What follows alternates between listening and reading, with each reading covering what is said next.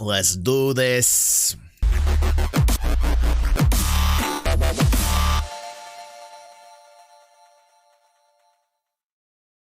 Chad McKinney, MVP, continuing to be MVP. This man is all over Spectrum, just answering questions like crazy. I just noticed this on Reddit the other day.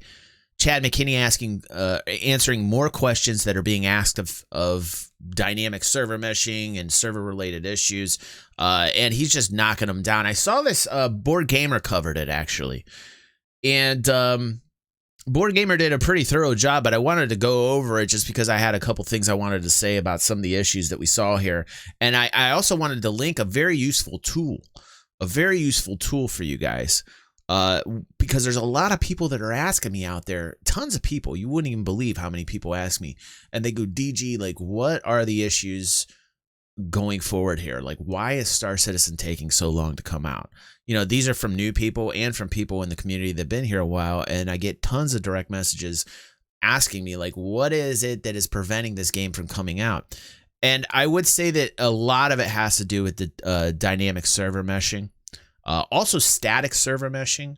And these are issues that are going to be very difficult to overcome, but I do believe that they will be able to do it because of Chad McKinney. Like this man is very intelligent, very forthright with all the answers. And since we're going to go over these questions and the answers. But first, if you guys are questioning anything about anything regarding dynamic server meshing or anything regarding a lot of the technical advances with this game along the way, there is a wonderful basically roadmap here done by one of our very own community members, Unobtainium. I call him Uno. He stops by on stream every once in a while.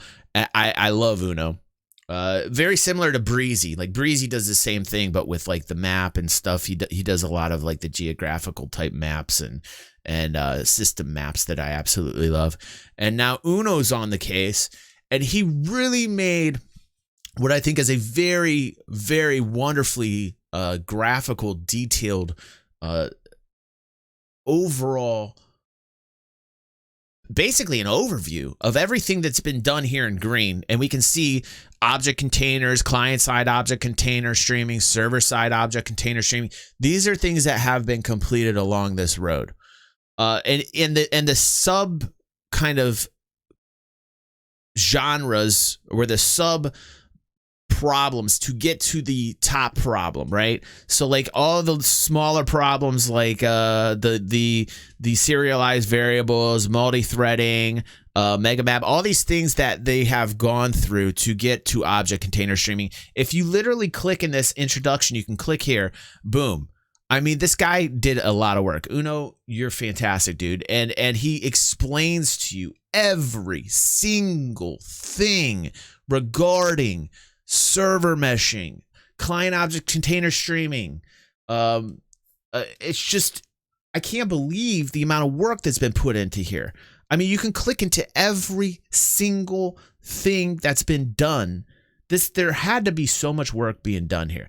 And object container streaming happening back in February 2017 is one of the very reasons why I started turning positive on Star Citizen. Because prior to 2017, I actually had a negative viewpoint towards Star Citizen because frame rates were horrible, things were going bad. Object container streaming hits in 2017. Of course, you can read about this here on the site, but object container streaming or just the creation of object containers themselves needed to be in the game.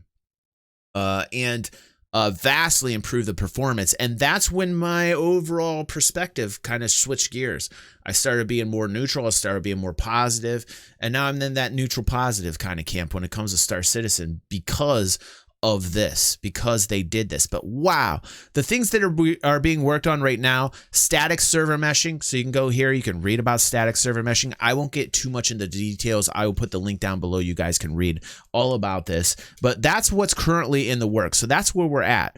In 2020, we're working pretty much on static server meshing, on our way to dynamic server meshing, which you can see in red, all color coded, all explained for you. Just really well done, Uno. I just have to say, dude, golf clap, bro. golf clap, bro. Like, you did a wonderful job on this. I really wish I would have put this on the channel a hell of a lot earlier, because I didn't even know about the existence of this for quite some time. And I've been meaning to, because I found out about this a little over a month ago, and I've kind of been holding on to it. And today is the day that I figured, hey, let's look at this, because Chad McKinney is so out there. Chad McKinney is literally out there answering questions for us. And one of the first questions that was asked was about monster lockers. Now, monster lockers are basically like the loading rooms that we're in, like elevators, stuff of that nature. And one of the questions was like, are we just going to use that for the longevity of this project, and even after the release, is one of the questions that he threw out there. And Chad came in with an answer. And Chad basically says, hey, spawn lockers are indeed going to be part of the long-term solution of the game, but there are some key details you may not be aware of.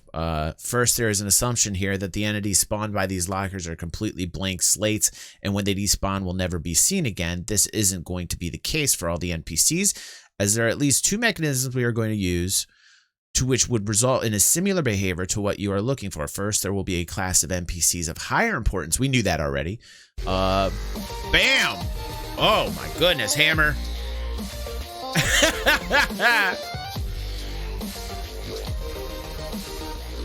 Hammer adding to the excitement. And yeah, they will be there, Vitals. But anyway, he goes on to explain why they will. Monster he also talks locker where the elevator monster came from.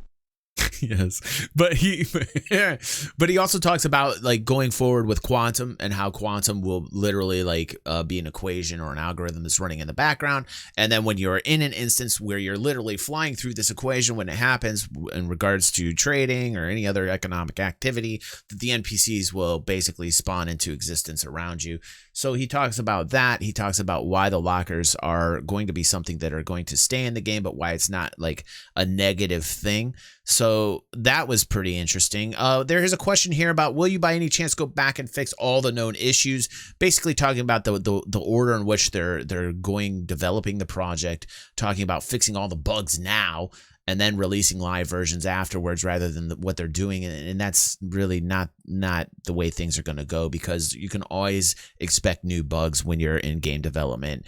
And along the way, when you're bringing out new phases, one thing is dependent upon another, and you will find new bugs all the time. And to just like stop all production of the game to work on just the bugs isn't really the way to go about it. So that was that question. A question on iCache, which most of us know already about.